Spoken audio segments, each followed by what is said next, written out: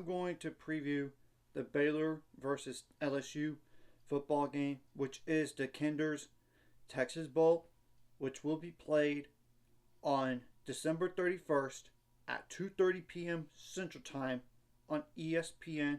The game is in Houston, Texas at NRG Stadium. The over-under for this game, as of right now, is 59.5. And currently, Baylor is favored by 2 points. It was LSU favored for a little bit, then it flipped over to the other side. We'll see between now and game time starts on the spread.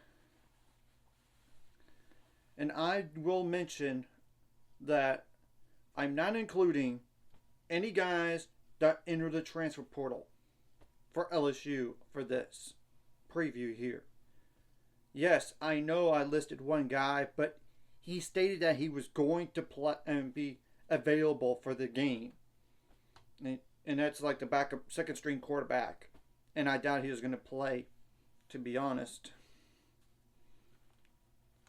So I'm going to go over the statistics now and some players to keep an eye on.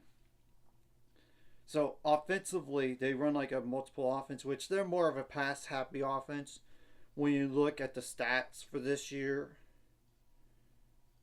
And in their, like, not just for this year, but game by game, they're more of a passing team when compared to a running team. They only have like one game above 200 yards rushing.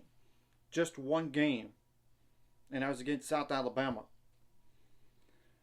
They do average 29.3 points per game, 286 first downs, 116.6 rushing yards per game, 315.3 passing yards per game, 86 for 174 on third down, 11 for 22 on fourth down. They have allowed 15 sacks, 45 tackles for loss. They do have 15 turnovers, 47 pass breakups allowed, and 47 quarterback hurries allowed. Allowed to block kick, time possession 32 minutes 16 seconds, and the average 2 deep on the offense line, which I'm not including the starting left tackle or right tackle that played most of the year because they are opting out in this game. Is like 318.375 pounds.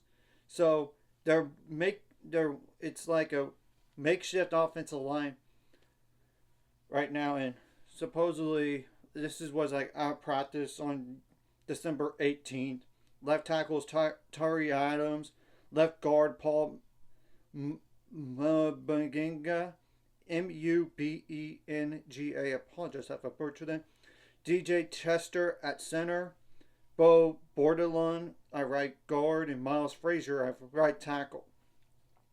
That was only at their practice. Like, things could have changed. I know. But now, who are some players to keep an eye on? Obviously, Garrett Nussmeier, the starting quarterback, and he will be coming back for one more year of eligibility, by the way. Number 13, 6'2" 200-pound quarterback that is a junior. He could have gone to the NFL this year and opted out of this game, but he's not going to opt out. Honestly, if he would have opted out, it would have been a bigger blow for LSU. It would have been. Now, I will say the top 2 running backs, they're not only threats in the run game, but in the passing game as well, like in terms of reception yards. And it's K. Durham, number 29, 5'9" 205-pound running back that's a freshman. And Josh Williams, number 18, 5'9" 205-pound running back that is a senior. And neither one of those guys had above 700 yards rushing this year, but they throw the ball a lot more. And like the third string like running back is like Caleb Jackson. I mean, the one that's definitely not in the portal. And granted, I try to hold off on this preview as much as possible because of the transfer portal, but I don't think there's going to be a lot more guys entering. Because it's literally like one more day, then you're done for the transfer portal, which is December 28th. It's Caleb Jackson, number 28, 6 foot, 235-pound running back that is a sophomore. Now there are like the top two guys in terms of receptions for the year that are declaring for the draft, but they didn't specifically state they're going to opt out. But according to like covers sports, when you go to LSU football injuries under covers, and Dawn Best as well, they're out for the game for personal reasons. But I wouldn't be shocked if they do play or not, or do not play. But I'm just going to go ahead and mention them right now. It's Kyron Lacey, number 2, 6'2", 213-pound wide receiver that's a senior, and Mason Taylor, number 86, 6'5", 255-pound tight end as a junior. I will say the second string tight end is not going to be in the game at all. So now they're down to like one guy that's played some this year. And they did lose another wide receiver to the transfer portal as well, and C.J. Daniels. He's committed to Miami, Florida, and he's not playing this game for sure. I know that is a for sure. So Xavier Thomas, number 0, is the only real given here in terms of like almost 200 yards or more in receiving. And number 0, 5'10", 195-pound wide receiver as a junior. He's more of a speed guy. And it's like 188 reception yards. Then it's Chris Hilton Jr., number 3, 6'2", 192-pound wide receiver as a junior, but he's only had like 5 receptions this year. Then it's really, I'm going to just go over a few more guys. And that would be like Trey Dez Green, number 14, 6'7", 245-pound on tight end as a freshman. He could be a matchup problem. With the other 2 tight ends not playing in the game, he's got to have to step up, or they're going to go more wide receivers. And like Javon Nicholas, number 19, 5'9", 184-pound wide receiver as a sophomore. And I know there's actually a safety that's caught passes this year, and it's Jujuan on Johnson, number 24, 5'11", 203-pound safety as a freshman. But clearly he's moved to a wide receiver in terms of stats here. And he's running the ball a little bit. So their offense is depleted some, but they got the quarterback still. I mean, and their best 2 running backs and the makeshift offensive line. They only lost 2 guys out of 5. Now, defensively, they're mostly intact. I will say that in terms of starters. And yes, I know they did lose a starter in Sage Ryan, but it's a part-time starter and his backup as well, and even the backup before him. So they're a little depleted in that spot, but everything else, and yes, they lost some depth guys, but not like starters, so to speak. So they run a 4-3 defense. They allow 23.8 points per game, 211 first downs, 146.6 rushing yards per game, 205.9 passing yards per game, 61 for 148 on third down, 7 for 18 on fourth down, 33 sacks, 65 tackles for loss, 47 pass breakouts, 55 quarterback hurries, 13 turnovers, which is like 8 of those fumbles and 5 interceptions. They had 1 safety. Time possession is 27 minutes, 44 seconds. The 2-3/3 deep on a defensive line is 283.3 pounds, and just the 3 deep on a defensive tackle is 295.5 pounds. And the 2 deep at the defensive end is 265 pounds. So what are some guys I keep an eye on? And I know there is a guy, the best defensive end, he declared for the draft, but he did say he was playing. So you got to be accountable for him. And I'll get to his name real soon. And it's Whit Weeks, number 40, in terms of top tackler for the year. 6'2", 228-pound linebacker as a sophomore. Greg Penn III, number 18, 6'2", 234-pound linebacker as a senior. Now, Braden Swinson is the best defensive end I wanted to mention here. Number 4, 6'4", 250-pound defensive end as a senior. He will create problems. He will. I mean, that's just ton of truth when you look at the film. Jordan Gilbert, number 2, 6'1", 297 pound safety as a junior. Major Burns, number 8, 6'2", 200 pound safety as a senior. Ashton Stamps, number 1, 6 foot, 190 pound CB as a sophomore. Savion Jones, number 35, 6 foot 6 inch, 280 pound defensive end as a senior. I apologize for how I'm looking at because I cannot memorize all this stuff. Zay Alexander, number 14, 6 foot 2 inch, 294 pound defensive back as a senior. Dehan Keys, number 42, 6 foot, 230 pound linebacker that is a freshman. Deshaun Spears, number 10, 6 foot 3 inch, 208 pound safety as a freshman. Paris Shand, number 0, 6 foot 4 inch, 275 pound defensive end as a senior. Gio Paez, number 99, 6 foot 3 inch, 305 pound defensive tackle as a senior. Gabriel Rellifer, number 19, 6 foot 2 inch, 270 pound defensive end as a freshman. I'm only mentioning some of those guys just because they rotate guys. At times they do. Then Sean Washington, number 95, 6 foot 4 inch, 298 pound defensive tackle as a sophomore. Dominic McKinley, number 96, 6 foot 4 inch, 258 pound defensive end as a senior. And I'm only going to mention one more guy, and that's Dylan Carpenter, number 97, 6 foot 4 inch, 258 pound defensive end. That is a freshman. They have used 2 punters this year. When you look at the stats here, I mean, Payne Todd, number 38, 6 foot 5 inch, 230 pound punter as a junior, and then Blake Orschendorf, Chendorf,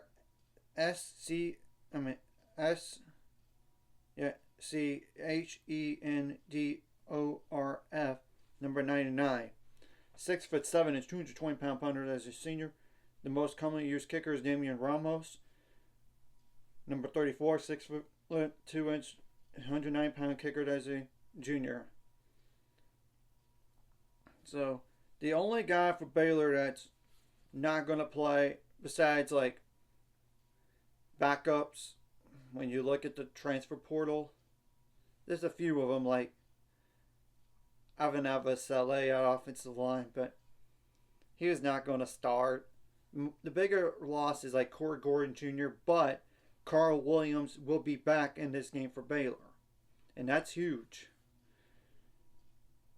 So, that's making an observation when you look at the transfer portal. It's been mostly depth guys and not like starters. So this, to me, is almost like a full-strength LSU, honestly. And yeah, I know LSU may be down some guys, but they recruit at a high level. So I would not treat them lightly. And I'm sure the players know that too. I know they do. So, yeah. I would honestly, if you're the Baylor players, treat this as if it was a college football playoff game. Let's just be honest. They're going against a really solid quarterback, and it's an offense that is similar to Colorado and TCU that Baylor's seen this year. To be honest, it is.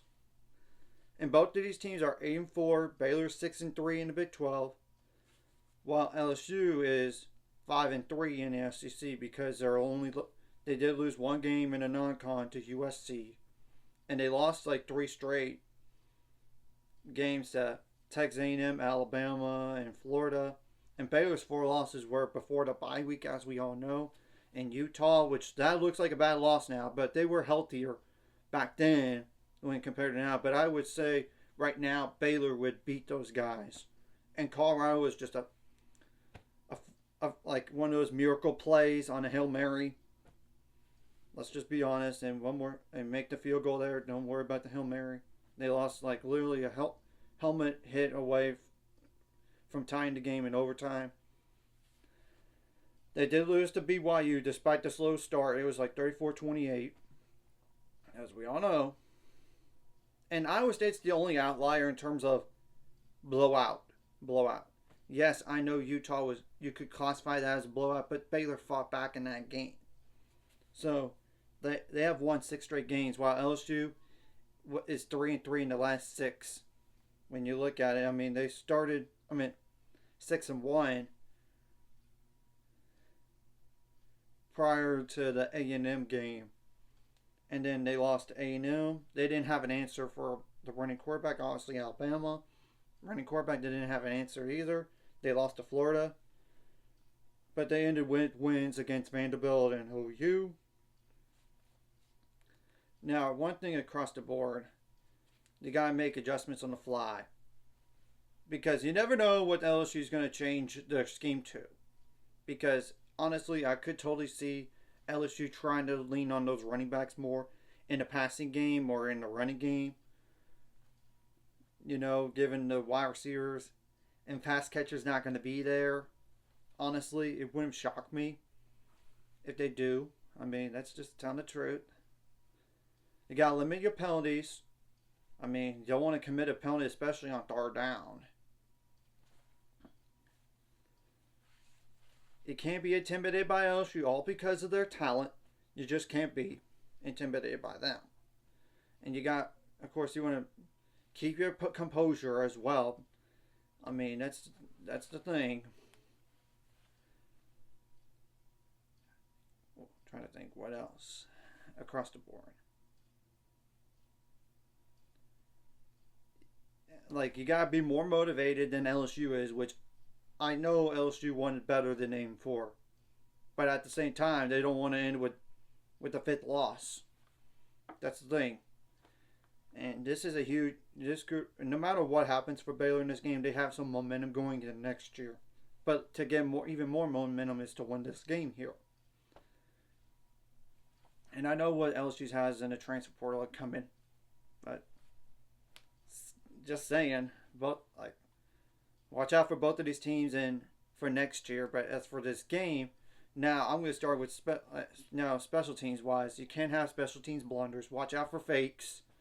Don't allow fakes to happen, especially for touchdowns. You got to kick the ball to the end zone every time in terms of kickoffs, and don't allow big kickoff returns or punt returns. Obviously, if you have those, you have those. Don't allow a block kick to happen. If you could block a kick, that would be huge. Or block a punt without committing a penalty, that'd be good. Now, defensively, I know they don't run the ball a lot. I know they don't. But you gotta slow down their run game some. And whenever they do run it, guys, shut that down. I mean, you got to. And you gotta be good in pass defense as well. But the thing about it is, I wouldn't worry about Garrett Nussmeier beating you with his legs. But if he does that multiple times throughout the game, then you got to account for it later. I get it. But I wouldn't worry about that at first. I wouldn't.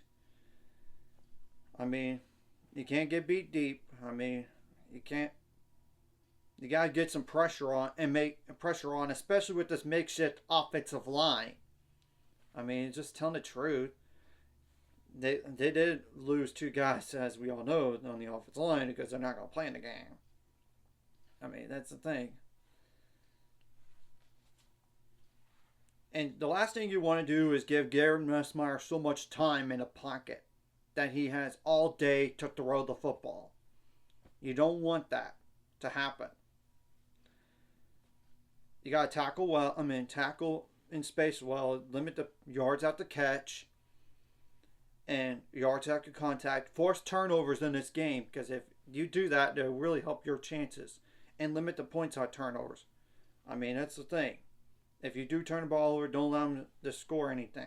If you can, in this football game here, right here. And I kind of mentioned about the penalties already across the board. And if LSU commits penalties, it's on them. I mean, it's just telling the truth.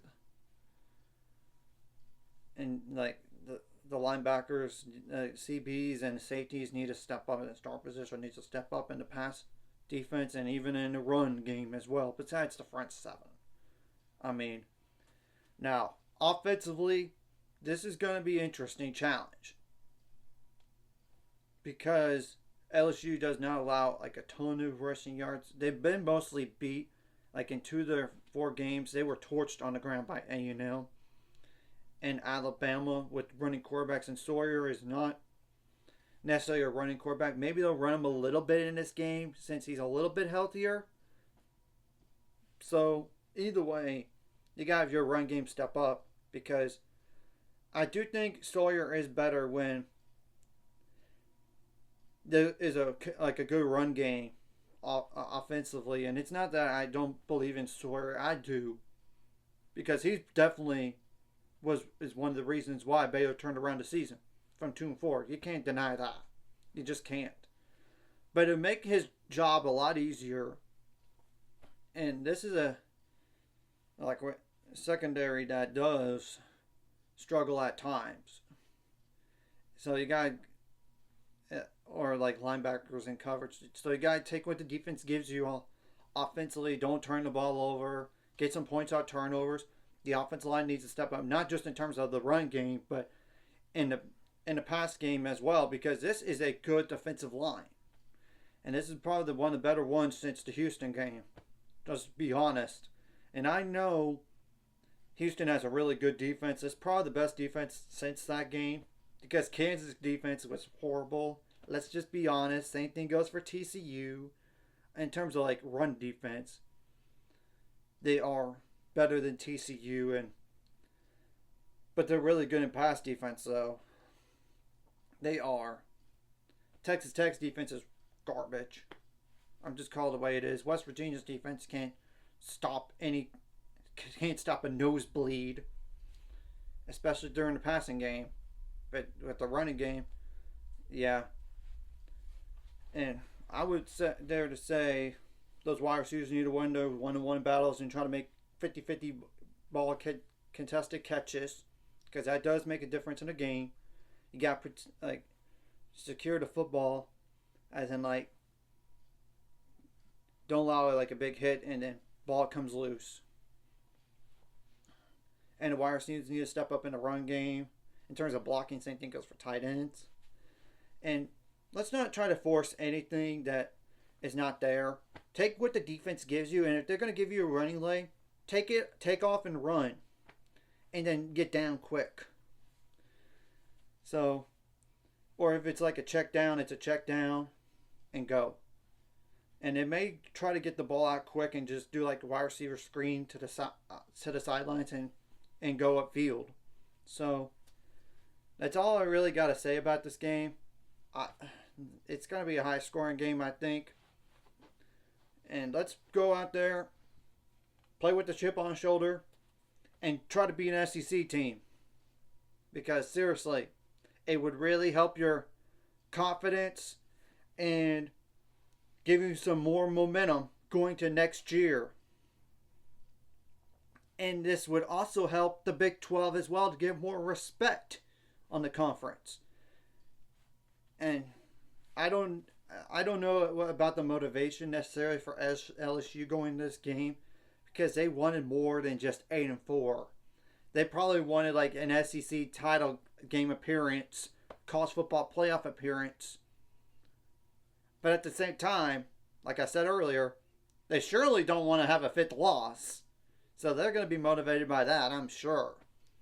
I mean, and the thing about it is, you got to have more determination. And you got to like overcome adversity at times during this football game, and if there is any adversity, and protect the lead. Obviously, when you have it, don't let them take the lead on you.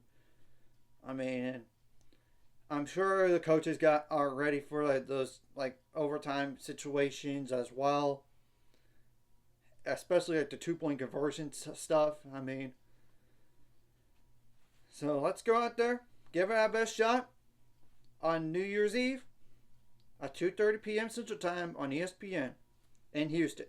And you need to try to take away the LSU crowd as much as possible. And I know LSU is going to travel real well.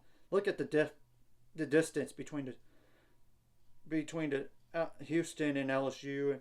But you got to get your own crowd going by making some plays, and obviously on defense, you need to create havoc plays, get them behind schedule. Obviously on offense, you don't want to do that at all. You need to try to stay on schedule as much as possible. So that's enough about this game right here. So anyways, if you like this content, hit the like and subscribe button. See you guys later on the road to subscribers. Course, ultimate goal. It's 1,000 more. Some money out there. Scores liking the video. Comment video really helps the YouTube background. So more people could see it. Sharing the video does help as well. So more people could watch. And if you're watching and not subscribe, hit subscribe button for the notification bell as well. And I will say this real fast for LSU's and for those losses, offensively, defensively. Defensively, they allowed 33.5 points per game and 184.5 rushing yards, which I know some of that's like running quarterbacks. I know 211.75 passing yards per game, which granted, if the run game's going, why pass the ball? And offensively, 18 points per game, 92.25 rushing yards per game. But like, they're not a running team, and 303.5 passing yards per game. Of course, Baylor's 4 losses, 34.5 points per game, 168.75 rushing yards per game, 239.5 passing yards per game. But those numbers could have been skewed because of the Iowa State blowout loss. Offensively, like 23 points per game, 104 rushing yards per game, 211.25 passing yards per game in those 4 losses. So obviously, you don't want to have those stats in terms of numbers and the losses. But I think Baylor's learned since then because, look, they adjusted and made things easier for the team, especially offensively, like moving a left guard to a left tackle, and Sidney Fugard. That's really helped. So, and ever since, and I know when Baylor's wins down the stretch, that defense has given up yards, but they didn't break as much. So let's try to not give up as many yards as possible, obviously. But if you can force turnovers and force them to field goals instead of touchdowns, that'd be huge. And you got to be good in the red zone offensively and defensively. So enough about this football game right here. Y'all get the gist of the point of the football game here, in terms of like players to watch, statistics, and all that.